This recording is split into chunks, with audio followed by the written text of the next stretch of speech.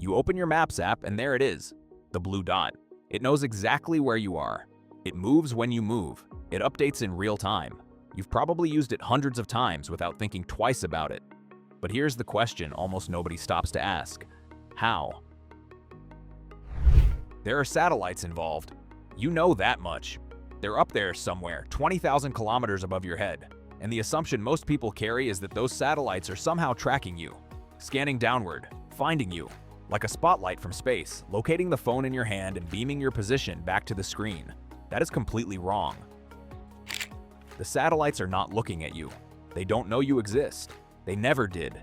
They're just shouting the time into space, over and over, in every direction, to no one in particular. And that raises an obvious question. If the satellite isn't tracking you, how does that dot know where you are? Before we get there, let's clear something up, because almost everyone gets this part wrong. You've probably heard GPS described as using triangulation. That word sounds right. It has triangle in it, and satellites, and geometry. It feels plausible, but GPS doesn't use triangulation at all. Triangulation measures angles. GPS doesn't measure angles, it measures distances, and the word for that is trilateration.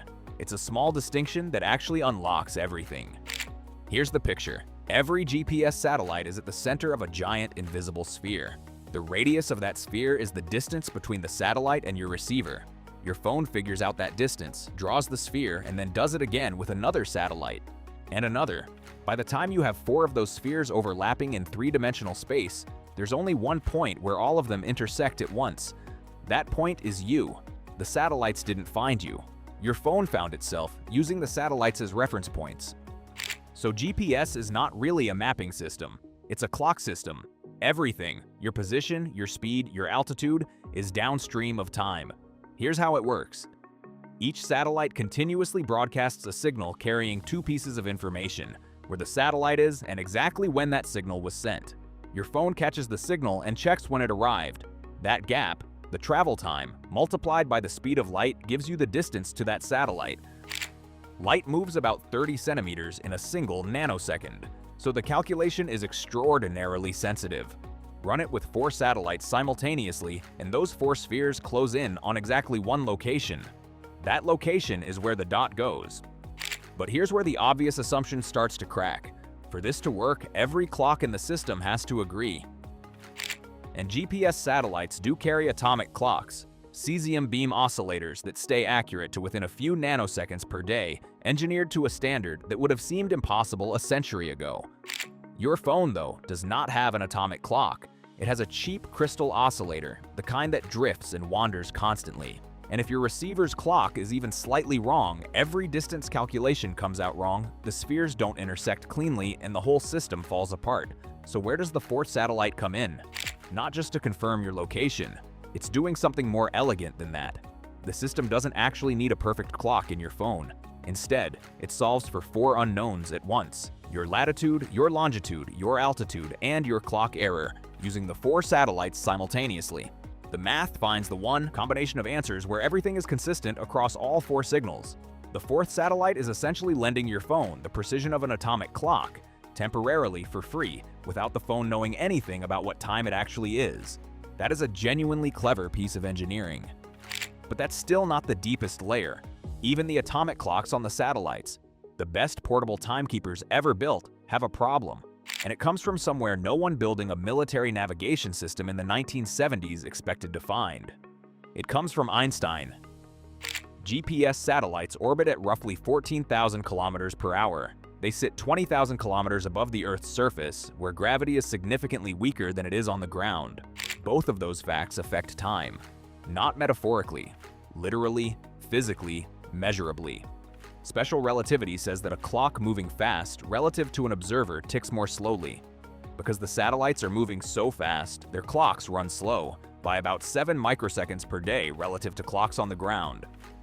General relativity says that a clock in weaker gravity ticks faster. Because the satellites are high above Earth, where gravity is weaker, their clocks run fast, by about 45 microseconds per day. Those 2 effects don't cancel. They stack into a net drift of roughly 38 microseconds per day, with the satellite clocks running fast overall. 38 microseconds sounds like nothing. But remember, A nanosecond of timing error translates to 30 centimeters of position error. 38 microseconds is 38,000 nanoseconds.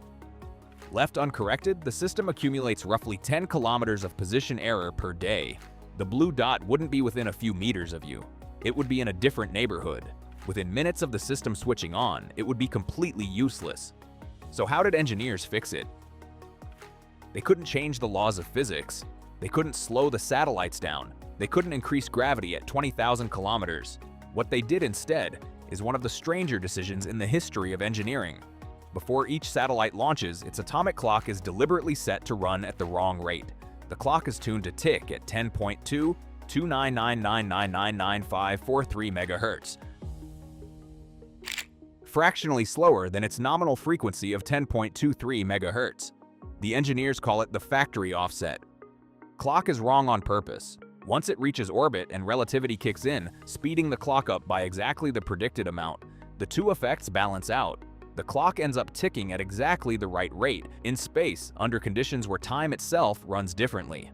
There's a detail that makes this even more remarkable.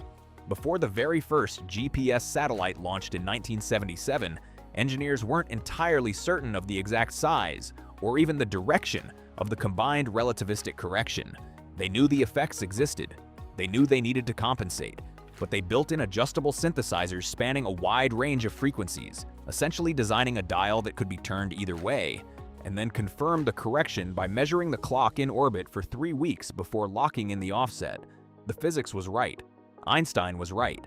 And the satellites have been launched deliberately miscalibrated ever since, counting on the universe to finish the job.